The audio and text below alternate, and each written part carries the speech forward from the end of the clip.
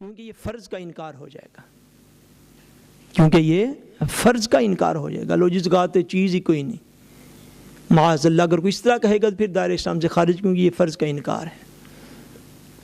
چوتھی چیز جو فرائض کے اندر داخل ہے وہ ہے ساری زندگی میں ایک دفعہ بیت اللہ کا حج کرنا. ساری زندگی میں اگر اللہ تعالیٰ توفیق دے، امیر مسلمان ہو، تو ایک دفعہ بیت اللہ کا حج کرنا یہ مومن کے اوپر جو ہے یہ لازم ہے. حج فرض ہو چکا ہو چونکہ زندگی کی خبر نہیں. بعض احباب اس معاملے میں مسئلہ پوچھتے رہتے ہیں، جی میں نے ابھی عمرہ نہیں کیا، حج پہ جاؤں کہ نہ جاؤں. نہیں، اگر حج فرض ہو گیا ہے تو عمرہ سے بہتر ہے کہ بندہ پہلے حج کر کے آئے، کیونکہ عمرہ کرنا فرائض میں شامل نہیں ہے. فرض جو ہے وہ کعبۃ اللہ کا حج کرنا ہے جا کے. اگر حج فرض ہو چکا ہے تو پہلی کوشش میں یہ کرے کہ حج کر کے آئے، پھر اللہ تبارک و تعالیٰ توفیق دے تو جتنی دفعہ مرضی عمرے پہ چلا جائے، کیونکہ حج فرض کے زمرے میں آئے گا. کعبۃ اللہ کا زندگی میں ایک دفعہ حج کرنا یہ جو ہے مومن کے اوپر فرض ہے. اور وہی فرائض کے اصول کے تحت اگر حج فرض ہونے کے باوجود نہ کرے گا تو یہ گناہ کبیرہ کا مرتکب ہو جائے گا. اگر اسی حالت میں موت آ گئی تو یہ گناہ لکھا جائے گا.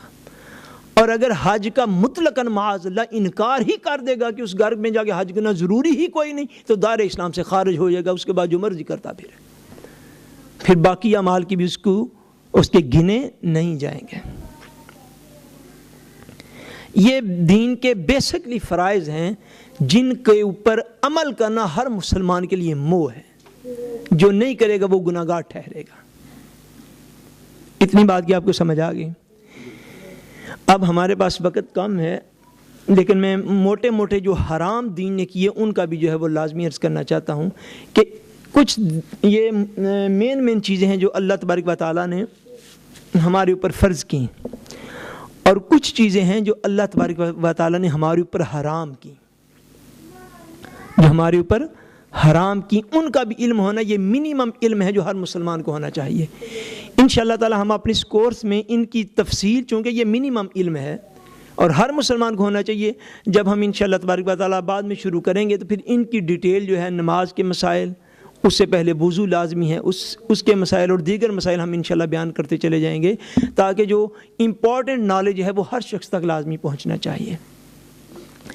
اسی طرح اللہ تبارک و تعالیٰ نے کچھ چیزوں کو حرام کیا ہے. اب انسان کی زندگی کے چونکہ مختلف گوشے ہیں، مختلف فیلڈز ہیں، مختلف اس کے جو ہیں وہ ساری زندگی کوئی ایک سٹیپ کے اوپر تو نہیں گزرتی. یہ بیک وقت بیٹا بھی ہوتا ہے، یہ بیک وقت بھائی بھی ہوتا ہے، یہ خامد بھی ہوتا ہے، یہ باپ بھی ہوتا ہے، یہ بیٹی بھی ہوتی ہے، ماں بھی ہوتی ہے، بیوی بھی ہوتی ہے. پھر ایک بندہ ایک ہی وقت میں مختلف چیزوں کے ساتھ اٹیچ ہوتا ہے. زندگی کے ہر فیلڈ میں اللہ تبارک و تعالیٰ نے کچھ چیزوں کو حرام بھی کیا ہے مختلف فیلڈز کے اندر. مثلا مثال کے طور پر اللہ تبارک و تعالیٰ نے انسان کی معاشرتی اور سوشل لائف جو ہے اس کے حوالے سے اللہ تبارک و تعالیٰ نے ایک فہرست بیان کر دی کہ یہ چیز تمہارے اوپر، یہ رشتہ جو ہے یہ حرام ہو گیا ہے. اس کا علم ہونا ہر شخص کے لیے بڑا لازمی ہے کہ وہ یہ ایسے ٹاپکس ہیں جن کے اوپر بندے کو علم ہونا چاہیے کہ کون کون سے رشتے جو ہیں وہ میرے لیے حرام ہیں، وہ محرم ہیں، ان کے ساتھ نکاح جائز نہیں ہو سکتا. یہ چیزیں اللہ تبارک و تعالیٰ نے حرام کر دی. قرآن مجید میں فرمایا حرمت علیکم امہاتکم و بناتکم و اخواتکم و عماتکم و خالاتکم و بنات الاخی و بنات الاخت و امہاتکم اللاتی ارضعناکم و اخواتکم من الرضاعہ و امہات نسائکم و ربائبکم اللاتی فی حجورکم من نسائکم اللاتی دخلتم بہن. تفسیر قرآن مجید نے فرمایا کہ اللہ تبارک و تعالیٰ نے تمہاری ماؤں کو تمہارے اوپر حرام کر دیا ہے، اور تمہاری بیٹیوں کو تمہارے اوپر حرام کر دیا ہے، اور تمہاری بہنوں کو تمہارے اوپر حرام کر دیا ہے، اور تمہاری پھوپھیاں جو ہیں وہ تمہارے اوپر حرام کر دی گئی ہیں، اور تمہاری خالائیں جو ہیں وہ تمہارے اوپر حرام کر دی گئی ہیں، اور تمہاری بھتیجیاں جو ہیں وہ تمہارے اوپر حرام کر دی گئی ہیں، اور تمہاری بھانجیاں جو ہیں وہ تمہارے اوپر حرام کر دی گئی ہیں، اور وہ عورتیں بھی تمہارے اوپر حرام کر دی گئی ہیں جن کا تم نے صرف دودھ پیا ہو. تمہاری جو رضائی مائیں ہیں وہ تمہارے اوپر حرام کر دی گئی ہیں. اسی طرح فرمایا کہ تمہاری رضاعت میں شریک بہنیں جو ہیں، رضائی بہنیں، وہ تمہارے اوپر حرام کر دی گئی ہیں. تمہاری بیویوں کی مائیں جو ہیں، تمہاری ساسیں جو ہیں، وہ تمہارے اوپر حرام کر دی گئی ہیں۔ اسی طرح اللہ تبارک و تعالیٰ نے یہ سارے رشتے جو ہیں یہ گنوائے ہیں کہ یہ تمہارے محرم رشتے ہم نے ڈکلیئر کر دیے ہیں۔ اسی طرح حدیث پاک میں ہے کہ پھوپھی اور بھتیجی کو ایک نکاح کے اندر جمع کرنا یہ حرام کر دیا گیا ہے۔ خالہ اور بھانجی کو ایک نکاح کے اندر جمع کرنا یہ حرام کر دیا گیا ہے۔ قرآن مجید میں عید آخر اللہ پاک نے جا کے فرمایا وَأَن تَجْمَعُوا بَيْنَ الْأُخْتَيْنِ، فرمایا دو بہنوں کو ایک نکاح میں جمع کرنا یہ حرام کر دیا گیا ہے۔ یہ موٹے موٹے حرام ہیں جن کا علم ہونا ہر مسلمان کے لیے لازمی، اس کے معاشرتی جو زندگی کا پہیہ چلنا ہے، معاشرتی زندگی کو بہتر بنانے کے لیے یہ اللہ تبارک و تعالیٰ نے چیزیں، یہ رشتے حرام ڈکلیئر کر دیے۔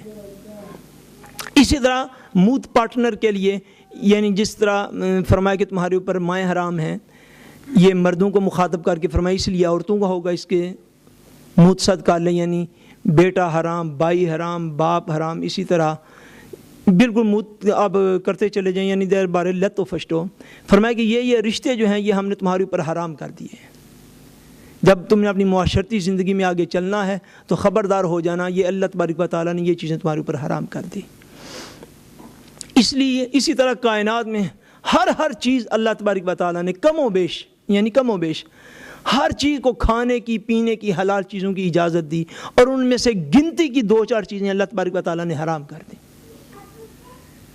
آپ کو دنیا میں ہزارہ قسم کے مشروب ہیں، ہزارہ قسم کے مشروب، ہر مشروب پینے کی اجازت دی، مگر شراب کو حرام قرار دے دیا گیا۔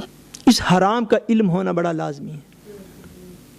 یعنی آپ مشروب گن نہیں سکتے، آپ تو دنیا میں اتنے ہیں، پینے والی چیزیں آپ گن نہیں سکتے کتنی ٹائپ کی ہیں، سینکڑوں ٹائپ کی جو پینے والی چیزیں، ان کے اندر ایک چیز کو اللہ پاک نے حرام کر دی کہ یہ چیز نہیں پی سکتے۔ ہزارہ قسم کے آپ کے پاس کھانے والی چیزیں ہیں، خنزیر کے گوشت کو حرام کر دیا، یہ نہیں کھا سکتے۔ باقی ہزارہ قسم کے اور جو ہیں وہ چیزیں موجود ہیں کھانے کے لیے۔ کھانے کے اعتبار سے ان چیزوں کو اللہ تبارک و تعالیٰ نے حرام کر دیا۔ اسی طرح مال و دولت کے اعتبار سے کچھ طریقوں کو حرام کیا، کچھ چیزوں کو حرام کیا۔ چوری کرنے کو مسلمان کے اوپر اللہ تعالیٰ نے حرام کیا ہے۔ چوری کرنے کو مسلمان کے اوپر حرام کیا، مسلمان مال کسی کا چوری نہیں کر سکتا۔ ڈاکہ مارنے کو اللہ تبارک و تعالیٰ نے حرام قرار دے دیا ہے۔ مسلمان ڈاکہ کسی کے اوپر نہیں مار سکتا، یہ حرام ہے۔ چوری کا مال حرام ہے، ڈاکے کا مال حرام ہے، اسی طرح سود کا مال وہ حرام ہے۔ یہ مال و دولت کے اعتبار سے اللہ تبارک و تعالیٰ نے یہ پابندیاں لگائیں۔ باقی تجارت کو جائز کر دیا، فرمایا وَأَحَلَّ اللَّهُ الْبَيْعَ وَحَرَّمَ الرِّبَا، اللہ تبارک و تعالیٰ نے تجارت، بزنس کو تمہارے اوپر حلال کر دیا ہے اور سود کو تمہارے لیے حرام کر دیا ہے۔ چوری اور ڈاکے کو اللہ تبارک و تعالیٰ نے حرام قرار دے دیا۔ اسی طرح انسان کی زندگی کے دوسرے پہلو میں اللہ تبارک و تعالیٰ نے ناحق قتل کرنے کو حرام قرار دے دیا۔ ناحق قتل کرنے کو اللہ نے حرام قرار دے دیا کہ یہ حرام ہے، اس طرف نہیں جانا، کسی کو آپ قتل نہیں کر سکتے ناحق۔ اسی طرح اللہ تبارک و تعالیٰ نے خودکشی کرنے کو حرام قرار دے دیا کہ زندگی کی گاڑی جتنی بھی مشکل ہو جائے، زندگی کا پہیہ چلانا جتنا بھی مشکل ہو جائے، حالات کیسے ہی تمہارے لیے خراب کیوں نہ آ جائیں، حالات کے ڈر سے خودکشی نہیں کر سکتے۔